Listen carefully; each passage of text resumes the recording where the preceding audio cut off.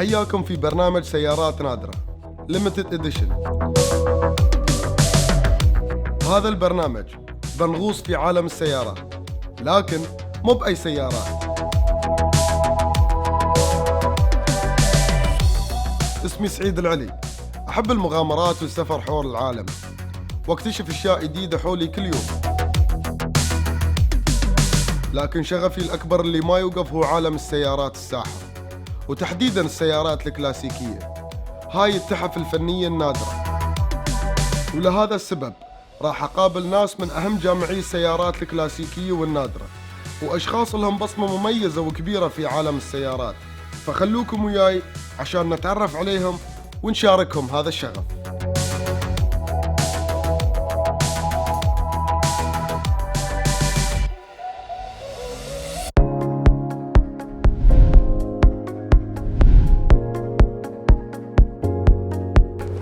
Hi Anthony. Hi Sa'id. Sa'id, how are you? Very pleased to meet you. Pleased to meet you. How are you? How's things going? Yeah, welcome. All This is good. Janaréilli Automotive.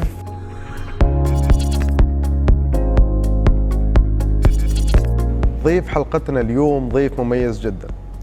صمم سيارات تعتبر الأولى من نوعها في العالم، سيارات خارقة وسيارات ظهرت في أفلام مميزة.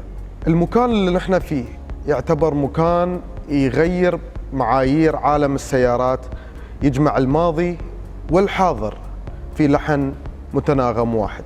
معانا اليوم أنتوني جاناريللي. Hi Mr. Anthony. Hi. Tell me a little bit about your childhood dream. Where did that inspiration came from to be a car designer, such a youth?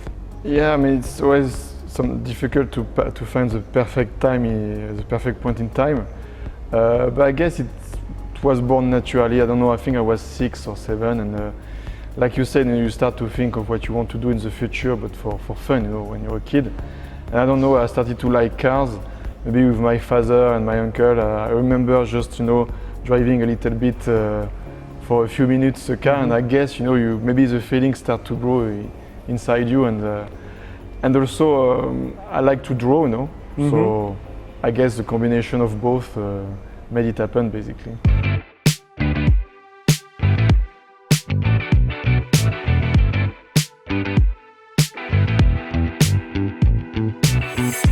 I was raised in a small town, so over there, wanting to be a car designer is something a bit original, let's say. Let's say I was kind of good at school, so I've been advised first to study engineering.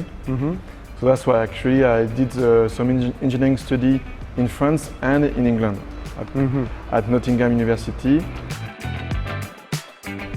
My family is in jewelry, so I started to work as well for my family business, which is manufacturing jewels for the French market.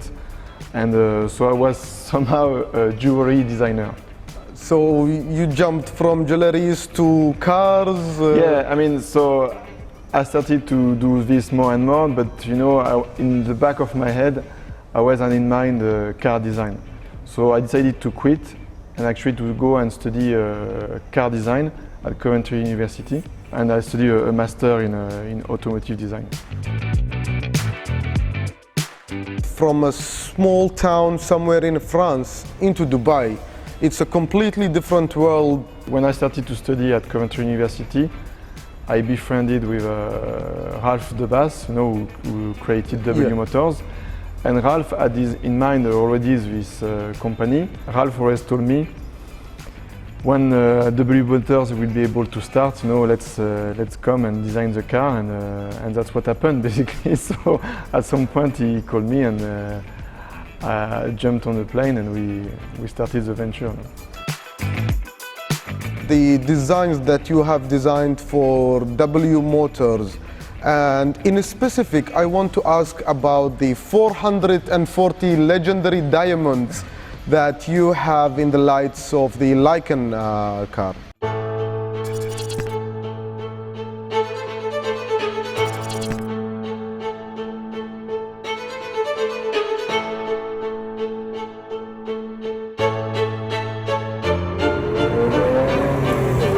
When it's a $3 million car, a very special car, you always have to find some kind of special things that you can add on top on the design. and I thought, okay, let's try to put some jewels in it. And all in all, it's for 7 units, like the Lycan is only produced to 7 units. And the misconception, I think, was for me where we were a bit disappointed that the car is $3 million, not because of the jewelry. Yeah, so that was a misunderstanding from the public that the car cost this much because of the diamonds. I cannot disclose the cost of the jewel, but it's clearly not at all the main cost of the car. Yeah. But it's a nice thing, and I remember even with everybody found that interesting, and the styling was interesting as well inside the headlights. Yeah.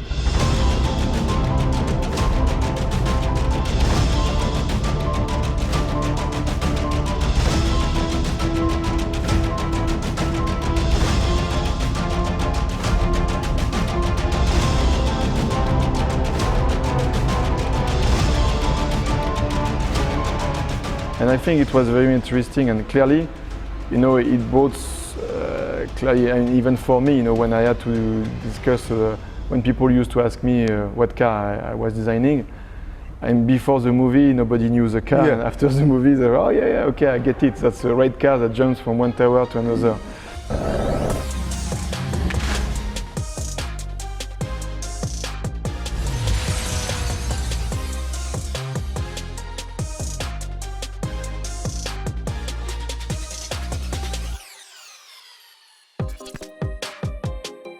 You have not only designed for W Motors, you have designed the Sarouk Sand Racer 500 GT.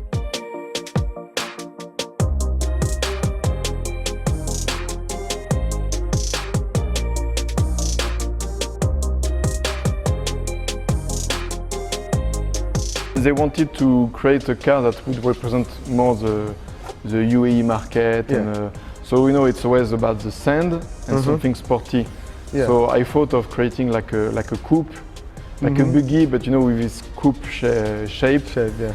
And it was supposed also to represent, like basically it's if you're a tourist, if you want to try such a car, I always thought, you want to be in something cool, in a cool car. Yeah. And the Jeeps is cool, the Land Cruiser is cool, but not, nothing special. So the idea was to recreate some drama into the design.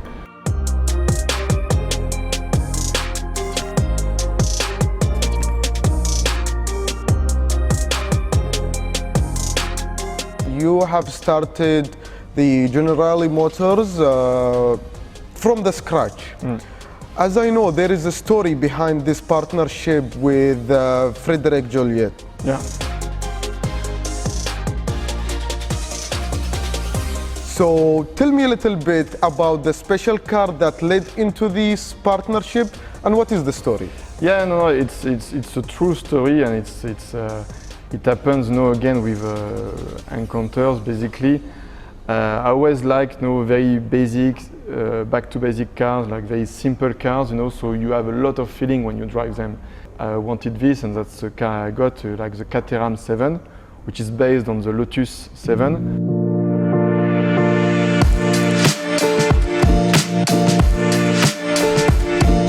So this is the car that started everything. Exactly. Yeah. I used to drive this car on the road in Dubai, and it's very special, as you see. Yeah. And Frédéric, my associate, used to have another car like a Donkervoort, which is kind of similar, and that's how we noticed each other.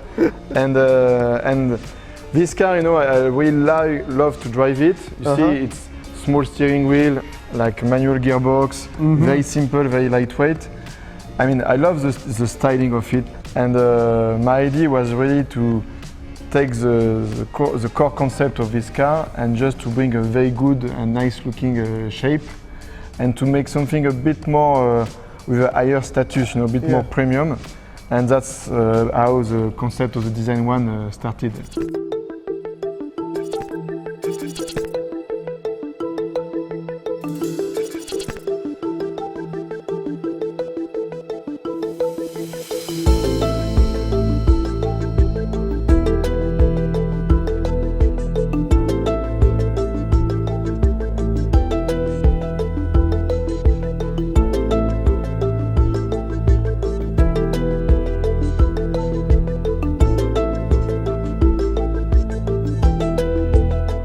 would you like to introduce to us the design one? Yeah, I mean, so here it's really where we manufacture the car and we assemble. So you can see the cars at different stages. All these cars are for clients. And as you see, there's no one car the same, you know, like colors, everything. And I always explain it's like a blank canvas and the owner can play with it. So he can have fun in terms of colors, etc. And that's really what I wanted. See, everything is simple, but you know, we use very high-end material like carbon fiber, milled aluminium. So everything it's detailed and precise. And the car, as you noticed, is not a very big car.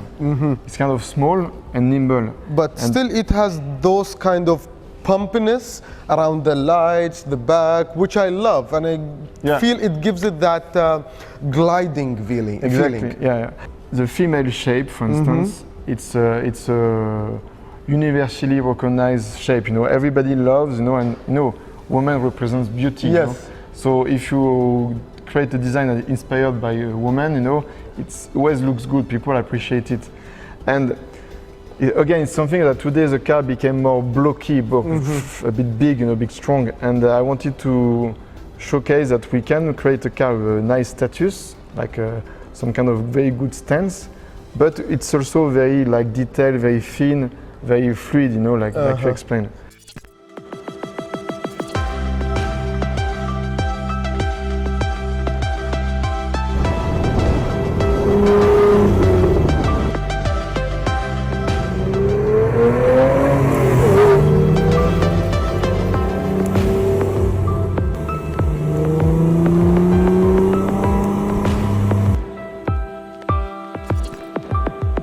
You know, you have three rules in car design. Yeah. It's proportions, proportions, and proportions. Proportions. So these are the golden that's rules. Really, all the designers, they know these rules, and it's really the golden rules because once you have the proportions right, I mean, it's timeless. You know, then everybody will follow, and your car will go through the years without thinking, oh, it's dated, or I don't like it anymore, etc. Yeah. How would I open this door? Because I don't see a door handle and the window I'm not gonna fit in. You know, going back to the concept of simplicity, the car was born as a barchetta. So a barchetta is really just, like you see on this car, it's really just a simple shape with a very small aero screen, windshield. And obviously, you know, now, you know, in the modern world, sometimes you want to be protected either from the rain or from the heat. Yes. And so I designed a kind of canopy shape that you can open like this, you know. And so this is very unique because you can basically dismantle mechanically all the part and remove this thing. And then after which you enter, you have another door that you open it like this. So the side seal is quite high on this car because it's a very sporty car, and I wanted a strong chassis, you know, very strong handling. Very strong chassis.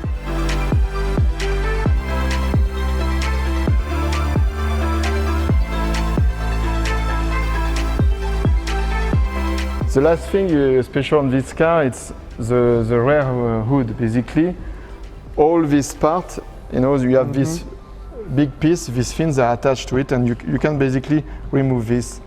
And if you want to make the car look like the barchetta, you basically swap these hoods, you know. So we have owners, you know, they have different type of hoods. You can look at all of them over there, you know. So I can actually buy a car with 3 different designs, and I can just do it by myself, or I need to bring it back here to be able? You can do it by yourself later on. It's very basic, just removing screws or pins.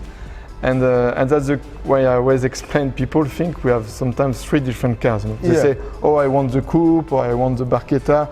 And we explain to them that's the same car. It's just different options. Different options.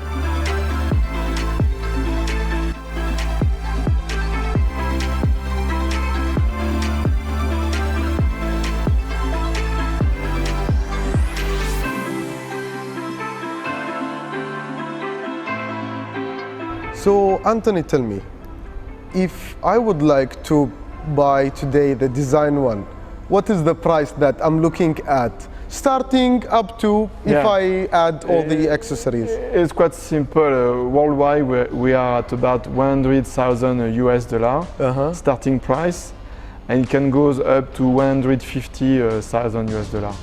And some people they will go further if you really want some more details, etc. Because we really make like piece of art, you know, individual piece of art, you know.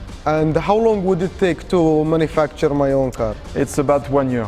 It's about 1 year to handmade every piece of the car, a part of the engine, which I believe is a Nissan.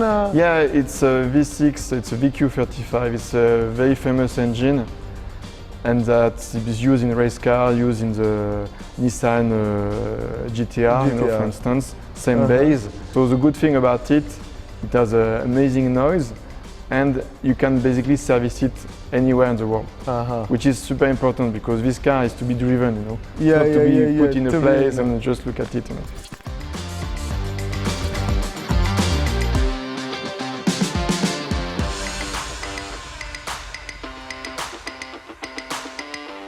You see, for instance, this is a proper manufacturing place. Yeah.